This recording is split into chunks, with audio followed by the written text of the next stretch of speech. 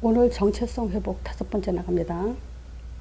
지금 이게 정체성 회복에 대한 그것을 마음속에 머리에 두고 이 메시지를 계속 들으셔야 돼요. 결국 우리가 정체성 회복이 안 되면, 정체성이 바로 서지 않으면요, 우리가 아무리 말씀을 받고 신앙생활 열심히 하고 기도를 많이 한다 하더라도 무너지게 돼 있습니다. 근데 이거는 정체성 회복은 이게 내가 말하는 게 아니에요. 하나님의 성경에서 기록한 대로 하나님의 지금 원하시는 그 가장 중요한 부분을 지금 강조하는 거기 때문에 정말 이게 제일 처음 잘 돼야 돼요. 이게 뿌리 내려야 돼요. 자, 그래서 예를 들자면 이겁니다. 이제 그 김영삼 대통령이 친구가 그 김영삼 대통령이 대통령 되고 난 후에 이렇게 인터뷰한 걸 들어본 적이 있는데, 그 친구가 그러더라고요. 고등학교 때 같은 반이었는데 김영삼 대통령은 학교 때부터 자기가 대통령 될 거라고 얘기했대요. 그리고 마치 대통령이 된 것처럼 행동을 했다 그러더라고요. 바로 이런 거거든요. 우리가 어차피 지금 이 메시지를 들을 정도면은 분명히 전도라는 그 답을 가지고 들으실 거예요. 그런 분들은 이제 이 메시지를 한 10년 이상 들으셨다면 자기 위치를 어떤 사역자 위치에 놔야 됩니다. 어떤 분은 전도사 위치, 어떤 분은 목사 위치, 또 평신도라면 뭐 권사라도 되죠. 권사도 뭐 사역을 해야 되니까 그런 위치에 놓고 자기 정체성을 가져야 돼요. 평신도다 할지라도. 근데 주로 보면요, 그 사람들이 굉장히 그 겸손과 자존감, 요거를 좀 구분을 잘 못 하시더라고요. 겸손한 거하고 자존감이 낮은 거하고는 틀려요. 당연히 우리는 겸손해야 되죠. 그렇지만 자존감은 높아야 됩니다. 근데 자존감이 낮은 걸 가지고 겸손이라고 생각하시면 안 돼요. 근데 이런 부분들은 본인들이 스스로 점검을 하셔야 됩니다. 내가 자존감이 낮은 건가, 겸손한 건가. 자, 그래서 우리는 자존감이 높아야 돼요. 그렇다고 교만하라는 얘기는 아닙니다. 또 교만과도 구분을 해야 돼요. 자, 그래서 요 자존감이 낮으면 이거는 제대로 지금 이 정체성을 회복 못한 거라고 보면 돼요. 왜냐하면 우리의 자존감은 내 게 아니에요. 그냥 하나님의 말씀에 의해서 세워지는 것이기 때문에. 자, 그래서 지금 우리가 자존감을 세우기 위해서 계속 제가 무슨 얘기를 했죠? 하나님은 영원하시지만 혼자 영원히 살고 싶지 않으신다 그랬죠. 그래서 우리를 창조하시고 우리와 함께 하시기 위해서, 그래서 그리스도의 기능을 통해서 우리와 함께 대화하고 또 가슴을 나누고 하는 일을 함께 하고, 요게 지금 우리의 정체성이거든요. 그런데 보세요. 요 한 가지만 지금 말씀드렸는데, 요거 가지고 우리는 자존감을 계속 세워 나가야 되는데, 어떻게 세워 나갑니까? 하나님의 말씀으로요. 그래서 오늘 제목이 하나님의 말씀을 받는 자, 받은 자, 이걸로 말씀드립니다. 계속 말씀으로 세워 나가야 돼요. 우리의 정체성, 내 그 믿음의 그 뿌리, 또는 하나님이 쓰신 일꾼으로서의 하나님이 내게 얼마나 집중되어 있는지, 이런 것들을 지금 말씀을 통해서 계속 이제 세워 나가야 돼요. 그 근거가 오늘 히브리서 1장 1절에서 3절이에요. 지금 여기서요, 히브리서 1장 1절에서 3절 말씀을 보면요, 옛적의 선지자들로 여러 부분과 여러 모양으로 우리 조상에게 말씀하신 하나님이 이 모든 마지막 날에 아들로 말씀하시느래요. 자, 다시 설명드리면요, 지금 옛적의 선지자들로, 구약이죠, 계속 선지자를 통해서 여러 부분, 그럼 여러 부분은 뭐냐면요, 모세오경, 역사서, 시가서, 또 뭐가 있었죠? 예언서, 이런 것들이 있죠. 이 성경이죠, 구약에. 이 성경을 통해서 계속 말씀하셨는데 뭘 얘기하냐면 그 아들에 대해서 그림자로 얘기를 했어요. 또 여러 모양은 뭐냐면요, 그 꿈이나 환상, 이상, 이런 것들로도 말씀하셨지만 방주, 양의 피, 언약궤, 성막, 이런 걸 통해서 계속 뭐냐면 아들에 대한 그림자로 얘기했다가 이제 이 마지막 날에 이제 아들이 오셨죠. 그러고 나서 이제 이때부터는 계속 이제 아들로 말씀하신다 그래요. 그러니까 여기서 우리가 정말 집중해야 될 게 뭐냐면요. 성경은 아들에 대한 얘기를 쓴 거예요. 하나님 말씀이지만 하나님은 그 모든 말씀이 아들에 집중되어 있어요. 그러니까 아들 얘기해야 되는 거지 하나님 얘기하는 게 아니에요. 아들 얘기를 하는데 우리는 하나님에 대한 확신이 들어가게 돼 있어요. 그래서 우리는 아들 얘기하는 거지 하나님 그러는 게 아니에요. 그래서 제가 그 1단계 상강에도 하나님 그지만 다 하나님이 아니다는 얘기를 하는 게 그거예요.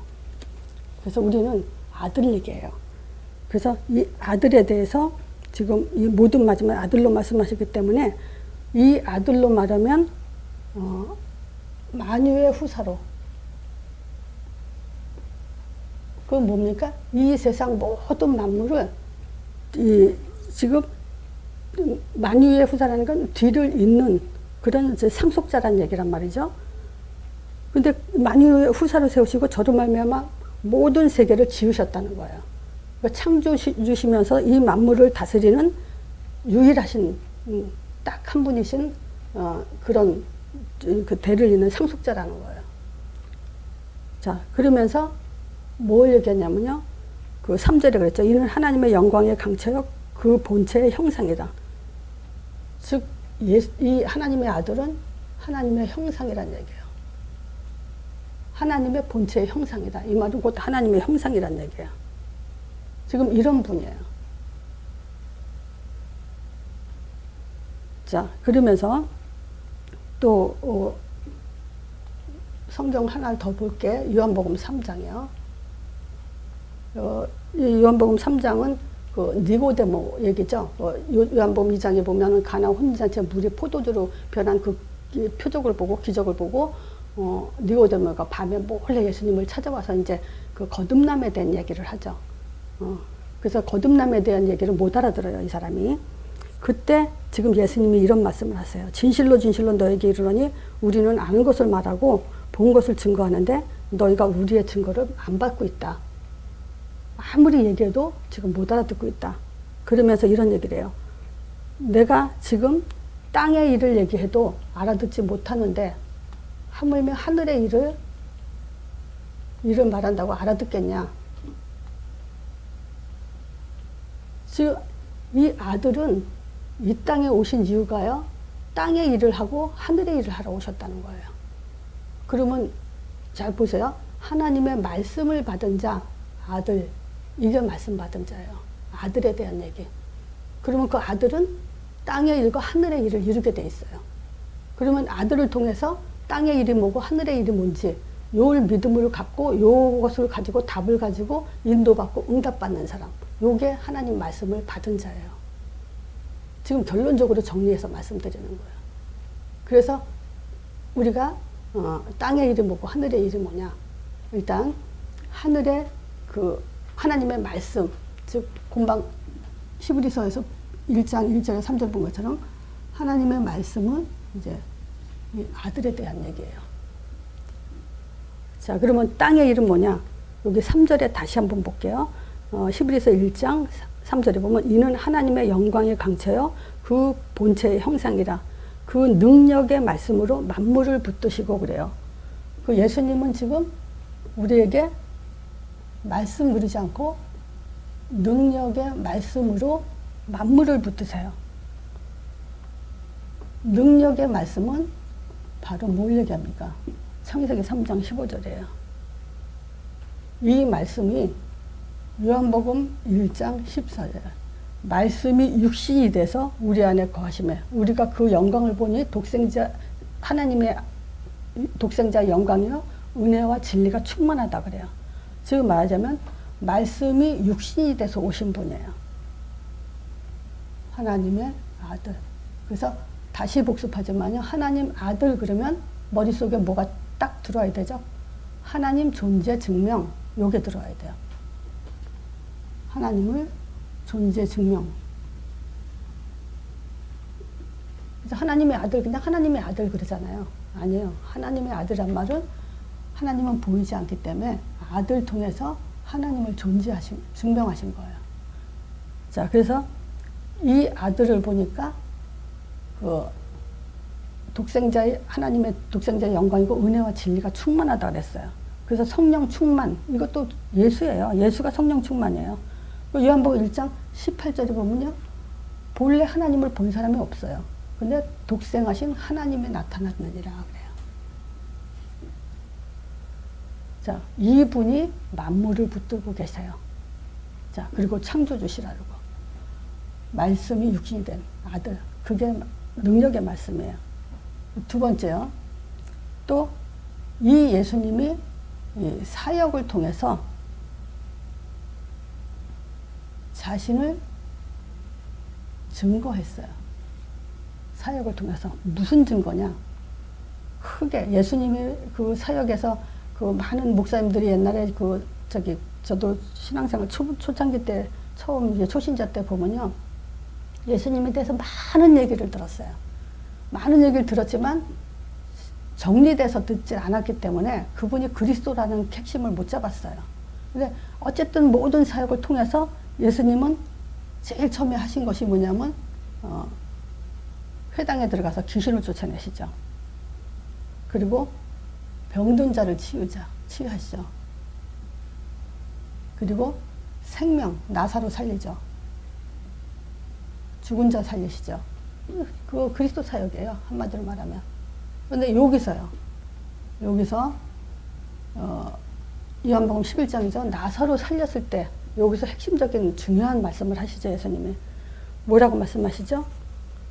지금 나사로가 썩었어요. 아주 냄새가 날 정도로. 이거는 뭐 이제 완전히 죽고 회생이 불가능한 그런 상태의 사람이죠. 근데 이 나사로를 다시 살릴 때, 그때 예수님이 하신 말씀이에요. 왜 나사로를 이렇게 썩은 다음에 죽은 다음에 살렸냐? 나를 하나님이 보내신 자인 줄을 믿게 하려고 그런 얘기를 하세요. 그죠? 그럼 뭐겠어요? 이런 모든 사역들이 결국 하나님으로부터 보낸 아들임을 증명하기 위해서 지금 이렇게 했다. 이렇게 얘기하죠. 자, 두 번째요. 능력의 말씀으로 만물을 붙드시며 죄를 정결케 하세요. 죄를 정결케. 자, 이 죄를 정결케 하신다는 건 뭐죠? 이제 십자가 피로 한마디로 말하면 완전하게 다 이루었다는 그 사역이에요. 이거를 가지고 히브리서 2장 14절에 설명을 잘 해놨어요. 이 십자가가 없었더라면 우리는요, 어떤 상태냐, 죽기를 무서워서 일생에 매여 종노릇하는 자. 그런 존재로 우리는 평생을 살아가야 되는 거야. 성공했어요? 의사, 박사, 뭐 대통령이 됐다 하더라도 일생에 매여 종노릇하는 자로 지금 살게 돼 있어요. 근데 이 일생에 매여 종노릇하는 잡고 있는 그 사망, 권세 잡은 자를 없이 하려고 혈육이 돼서 이 땅에 육신의 몸을 이 땅에 입고 오셨다. 이렇게 얘기하죠. 자, 세 번째, 능력의 말씀으로 만물을 붙드시고 죄를 정결케 하시고 높은 곳에 계신 위엄. 높은 곳. 즉, 왕이시란 얘기죠. 높은 곳에 계셔가지고 어떻게 하냐. 위엄을 보이시고 우편에 앉으셨다 그래요. 위엄이라는 건 뭐죠? 고귀하고 또 존귀하시고, 우편에 계셨다는 것은 이제 권세, 힘을 상징하죠. 통치. 요 일을 하셨다는 거예요. 하나님의 영광의 광채인 그분이 이제 능력의 말씀으로 만물 붙들고 계시고요. 죄를 정결케 하시고, 높은 곳에 계신 위엄으로 우편에 계십니다. 지금 땅의 일은 능력의 말씀, 선지자, 제사장, 왕의 일을 하셨다는 거예요. 그리스도의 일을 하셨다. 이게 땅의 일이에요. 아들이. 그러면요, 요거 가지고 우리는 말씀을 받았다라 그래요. 그렇기 때문에 이런 말씀을 받은 자는요, 정말 자존감 탄탄히 가지셔야 돼요. 지금 목사 위치에, 어떤 분은 목사 위치에 놔도 돼요, 충분히. 어떤 분은 전도사 위치, 전도사보다 훨씬 낫죠. 그런 위치에 있는 분들이거든요. 자존감 탄탄히 가지시고 정말 겸손하게 우리 현장을 위해서 준비하고 계시면 응답은 반드시 문은 열립니다. 자, 그래서 제가 이 그리스도를 더 이제 강하게 설명하기 위해서 고린도전서 10장 1절에서 13절 요 부분을 좀 더 확인을 해봤어요. 왜냐하면 자, 보세요. 지금 이 고린도전서는 바울이 고린도 교회에 어떤 얘기한 거냐면요, 경고한 거예요. 어떤 경고야? 구약을 통해서 지금 일어나는 일을 설명해 가면서 경고를 했어요. 자, 뭐라고 얘기했냐? 일단 지금 형제들아 너희가 알지 못하기를 원치 않는다. 10장 1절에 고린도전서 10장 1절에 알지 못하기를 원치 않는다. 모르는 걸 원하지 않는다. 알아야 된다. 뭘 알아야 되냐? 우리 조상들이 다 구름 아래에 있었고 바다 가운데 지나며 출애굽하고 나서 그랬죠? 지금 홍해 건너기 전에 구름 아래 있었고 바다 가운데 지나면 홍해를 건넜죠. 모세에 속하여 구름과 바다에서 세례를 받고 그래요. 그러니까 요거 지금 구름과 바다는 세례를 상징해요. 세례 모형이에요. 그래서 우리가 그거 하죠. 영접하고 신앙생활 하다가 이제 우리 또 세례를 받잖아요. 성경대로 하는 거예요, 지금. 그래가지고 뭐 하냐면 다 같은 신령한 식물을 먹고 다 같은 신령한 음료를 마셨으니 이는 저희를 따르는 신령한 반석으로부터 마셨으므로 이 반석은 곧 그리스도니라 그래요. 그래서 반석과 그리스도. 지금 하나님 형상과 그리스도, 또 반석과 그리스도 다 똑같은 얘기예요. 지금 선지자, 제사장, 왕. 우리의 모든 믿음은 여기서 나온다는 거예요. 여기서 믿음이 튼튼해져요. 그래서 언약기도 놓치지 말라고 하는 거예요. 이것밖에는 우리의 영을 강건하게 할 수 있는 답이 없어요. 자, 분명히 이 반석은 곧 그리스도니라 그래요. 그리고 교회에 경고를 해요.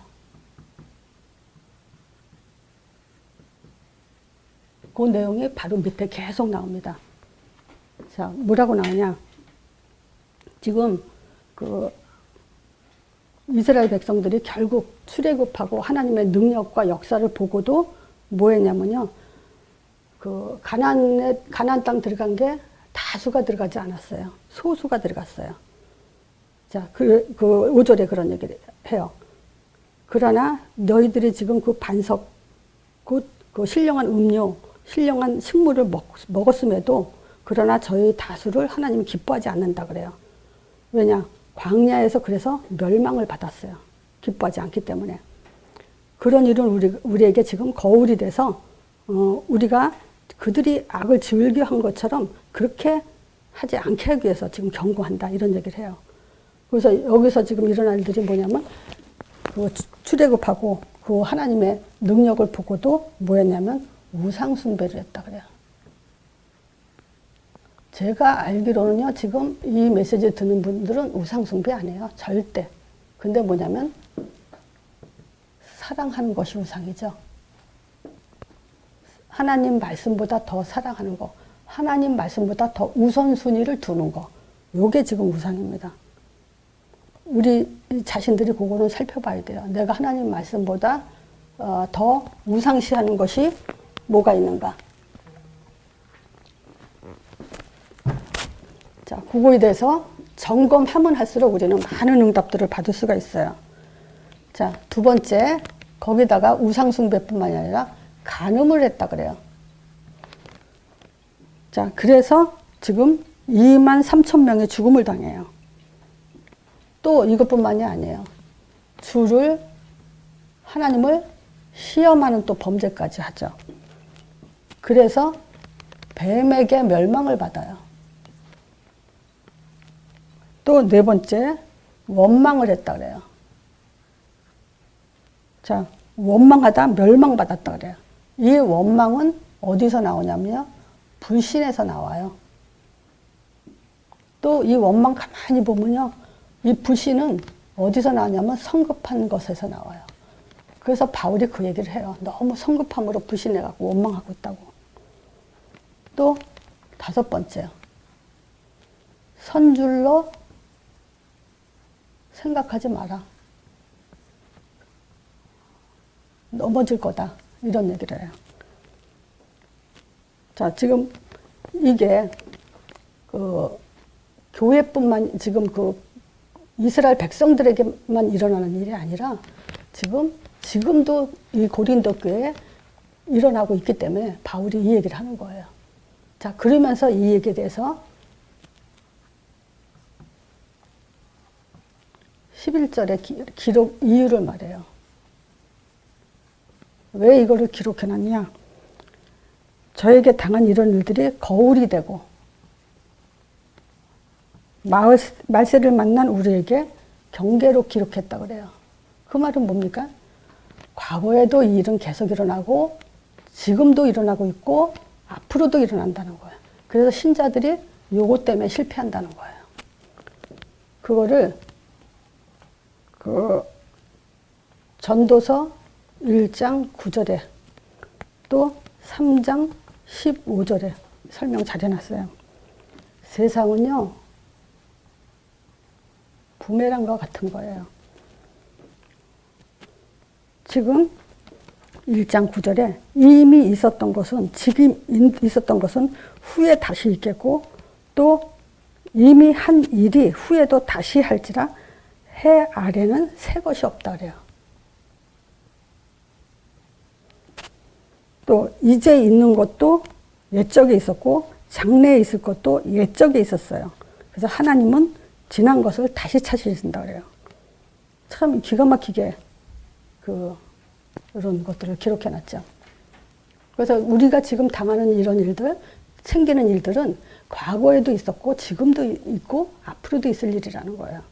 그래서 한마디로 말하면 창세기 3장 문제는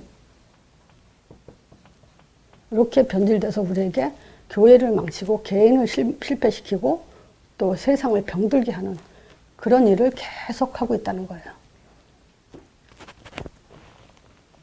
그래서 우리는 바로 신앙생활 왜 하냐? 성경을 통해서 우리가 이런 말씀을 확인하고 또 넘어지지 않고 우리 정체성을 가지고 굳건히 가기 위해서 점검하는 거울로 삼고 경계로 삼아야 된다. 자, 그리고 이제 우리는 땅의 일을 알았으면 이제 하늘의 일을 알아야 되죠. 자, 하늘의 일은 성령의 사역이에요.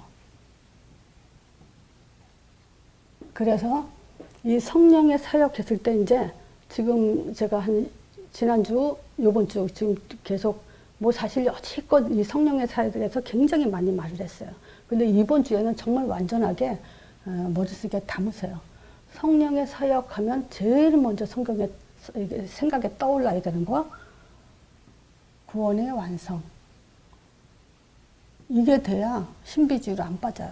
성령의 역사하면은 계속 체험, 방황 이런 것들로 자꾸 얘기하고 기분 좋은 거, 응답, 좋은 일이 생기면 성령도 받았다. 나쁜 일이 생기면 성령도 못 받았다. 이런 식 수준의 자기 해석적인 그 성령의 사역을 얘기하면 안 돼요. 성령의 본질적인 목적은요, 선악과 먹음으로 인해서 하나님으로부터 영적인 죽음을 당해서 하나님 떠났잖아요. 그래서 하나님은 완전한 그 답으로 뭐냐면 여인의 후손 보내서 결론이 뭐냐? 성령으로 영원히 함께 하겠다. 그래서 영원한 구원, 영원히 하나님과 떨어지지 않는 어떤 문제가 생겨도 구원을 뺏어가지 못하는 그런 완성적인 성령 내주. 구원의 완성이라는 건 성령 내주를 말하는 거예요. 이것이 제일 먼저 뿌리 내려야 돼요. 자, 그것뿐만이 아니라 우리에게 사도행전 1장 8절 보면요. 권능으로 임하는 거예요. 그래서 우리의 신분이 왕적 권세를 갖게 되는, 회복되는. 그래서 정체성 중에 최고 정체성은 뭐냐? 예수 이름을 부르는 자가 성령이 임하면 그 성령은 우리에게 왕 같은 제사장이 되게 하는 그런 답을 말하는 거예요. 자, 이게 하늘의 일이에요. 그래서 요거를 히브리서 기자가 11절, 39절. 그래서 그 히브리서 11장은 믿음의 장이라 하죠. 요 믿음장에 아벨 얘기, 뭐 노아, 아브라함 모든 믿음의 조상들의 얘기가 다 나와요. 그리고 그들이 구약에 어떤 고통을 받으면서 믿음을 지켜나갔는지에 대해서 잘 기록해 놨어요. 끔찍해요. 정말 이렇게 이분들이 그 고통을 받았구나 하는 내용을 뭐 톱으로 켜고 불에 뭐 저기 그 뭐랄까 산 도굴에 뭐 이렇게 굉장한 어마어마한 얘기들이 다 기록되어 있거든요. 그거 한번 읽어보세요. 그런 속에서도 그 믿음의 조상들이 믿음을 지켰는데 하면서 하는 얘기예요. 이 사람들이 다 믿음으로 말미암아 증거받았지만 약속을 받지 못했다. 그 사람들이 믿음을 지켰지만 약속은 받지 못한 그런 믿음을 지켰다. 40절에 이는 하나님이 우리를 위해 더 좋은 것을 예비하신즉 더 좋은 게 뭐냐? 성령 내주요. 이거를 받지 못하고도 믿음을 지켰는데 지금 너희들이 성령이 우리 안에 들어와 있는 그 믿음을 갖고도 어떻게 이 믿음을 지키지 못하냐라는 그런 내용이에요. 그래서 우리가 이 성령 받지 않으면 그들도 온전해지지 못한다. 우리가 성령을 받음으로 인해서 모든 것이 온전해졌다. 그런 엄청난 이 성령의 사역이에요. 요게 제일 먼저 성령의 사역으로서 이해돼야 되고요. 두 번째, 이 성령의 사역은요, 전도라는 그 목적, 즉 방향을 가지고 역사하세요. 그래서 우리에게 성령 역사했다 했을 때는 어떤 목적과 방향이 있는 거지 나를 위해서 내 유익을 위해서 그렇게 역사하는 게 아니에요. 방향을 두고 역사하세요. 자, 그리고 이 전도문 속에서 하나님의 그 성령의 사역은 뭐냐면 말씀 성취를 위해서요. 자, 이게 성령의 사역의 결과라고 볼 수 있어요.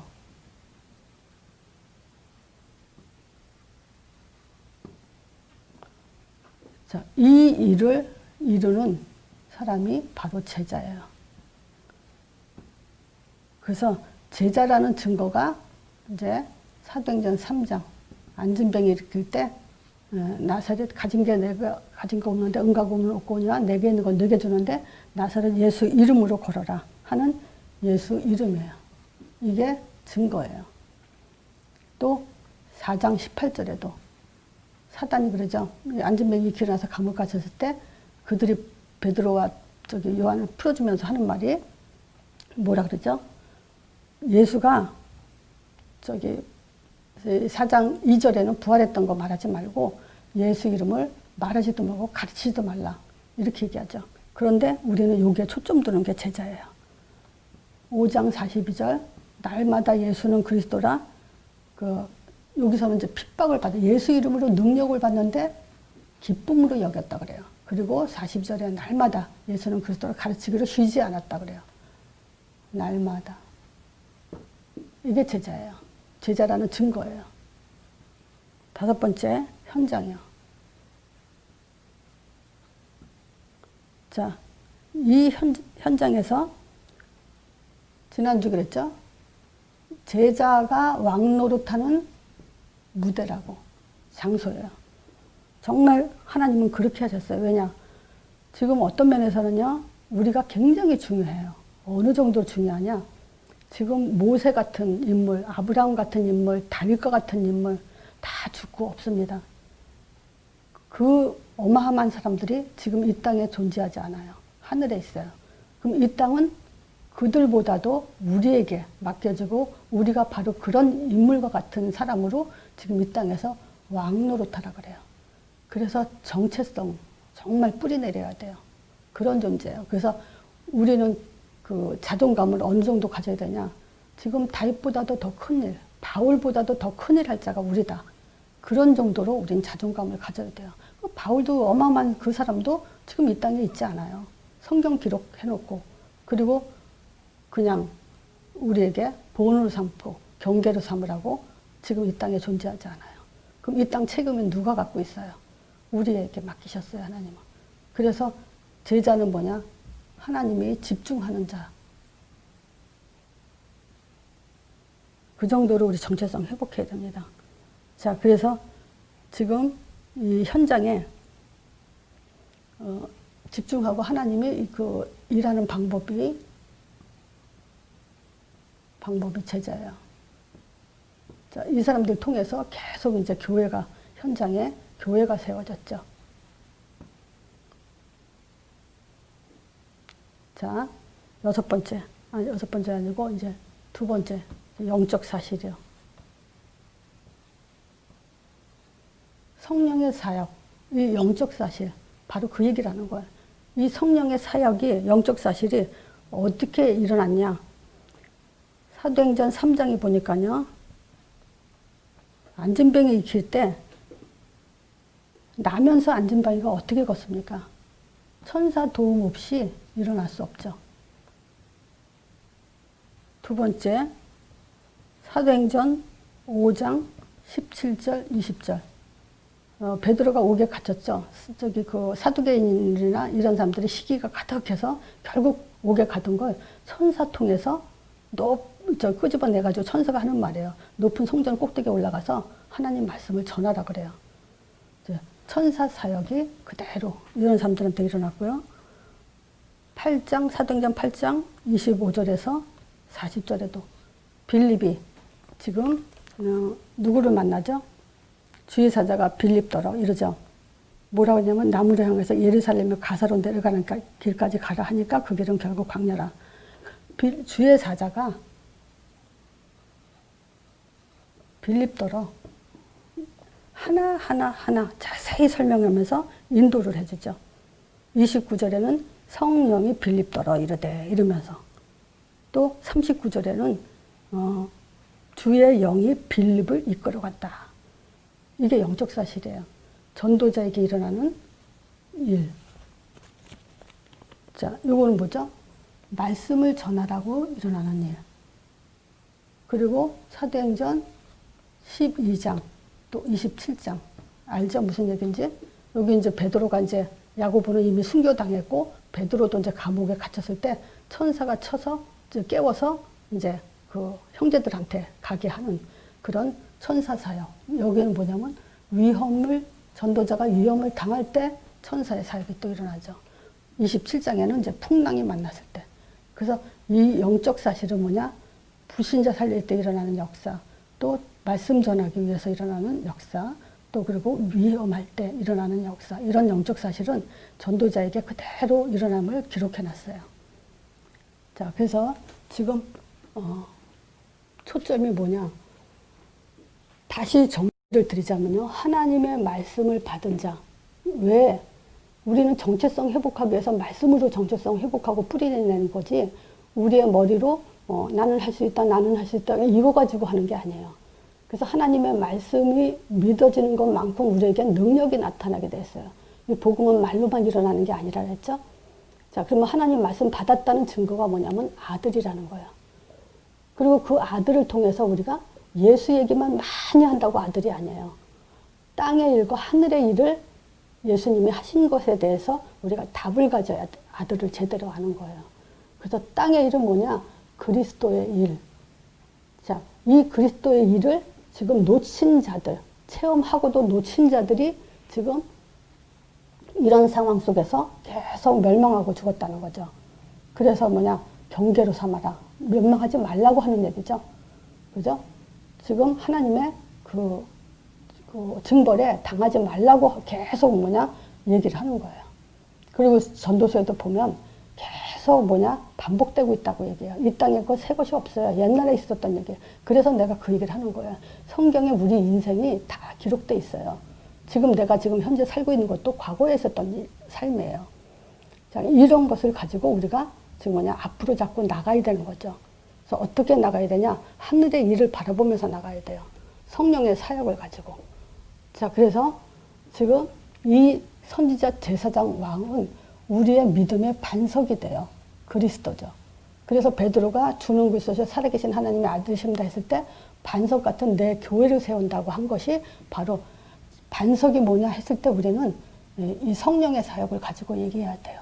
이게 성령의 사역은 반석, 성령 충만하다. 무슨 말 같아요? 믿음이 아주 좋다 이거잖아요. 믿음이 흔들림이 없다 이 얘기잖아요. 성령 충만하다는 말은. 그러면 반석이란 얘기예요. 성령 충만은 곧 반석이란 얘기예요. 자, 그리고 전도의 문은 뭐냐? 음부의 권세가 이기지 못하는 거예요.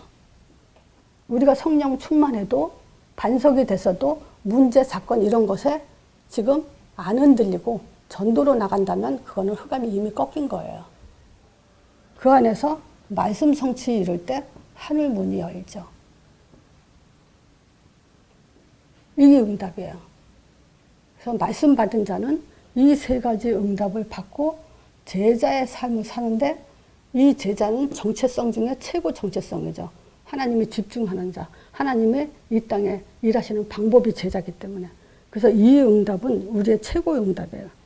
그래서 이 제자는 반드시 이런 영적 사실 속에 살고 있다.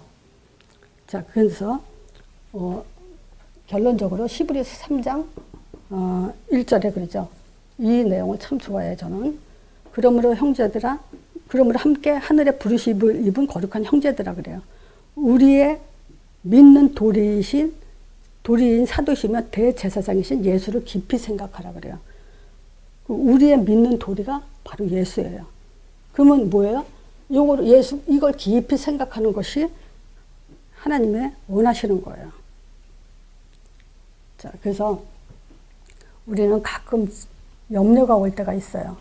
그럼 염려는 뭐냐면요. 내가 정체성이 안 되면요. 이 염려라는 것은 결국은 내 정체성보다 육을 더 크게 고백하고 있다는 거예요. 육에 초점을 뒀다는 거예요. 내 정체성 거기에 두지 않고. 또 우리가 문제를 당하죠. 자, 이 문제는요. 문제를 문제라고 보는 그 순간 뭐냐면 내 정체성보다 문제를 더 크게 보고 있는 거예요. 자, 그래서 우리는 보세요. 우리가 정체성을 처음에 내가 서론에 말씀드렸죠. 전도사, 목사 위치에 둬라. 그 말은 뭐냐면 우리는 사람들을 살려야 되기 때문에 그래요. 그렇죠? 교만하라는 얘기가 아니에요. 정말 겸손하면서 정체성 분명히 가지고 사람을 살리는 사람이기 때문에 우리는 그 위치에 우리를 놓고 모든 말씀을 받고 뿌리내리라는 거예요. 그게 저는 정체성의 결론이라고 봐요. 자, 오늘 말씀 이걸로 마칩니다.